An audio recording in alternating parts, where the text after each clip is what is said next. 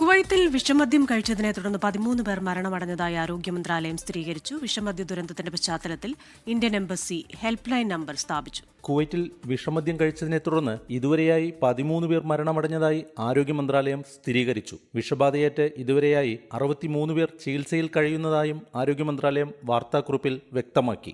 മരണമടഞ്ഞവരിൽ മുഴുവൻ പേരും ഏഷ്യക്കാരാണ്. 31 പേർ വെന്റിലേറ്ററുകൾ കഴിയുകയാണ്. 51 പേർക്ക് അടിയന്തര ഡയാലിസിസ് ആവശ്യമായി വന്നു. 21 പേർക്ക് സ്ഥിരമായ അന്ധതയോ കാഴ്ചക്കുറവോ ഉണ്ടായതായും അധികൃതർ വ്യക്തമാക്കി. വിഷമദ്യ ദുരന്തത്തിന്റെ പശ്ചാത്തലത്തിൽ Indian embassy help line number സ്ഥാപിച്ചു. മരണമടഞ്ഞവരുടെയും പരിക്കേറ്റവരുടെയും കുടുംബങ്ങൾക്ക് എംബസിയുമായി ബന്ധപ്പെടുന്നതിന് 655-01-587 എന്ന ഹെൽപ്പ് ലൈൻ നമ്പർ സ്ഥാപിച്ചതായി ഇന്ത്യൻ എംബസി പുറത്തിറക്കിയ വാർത്താക്കുറിപ്പിൽ അറിയിച്ചു.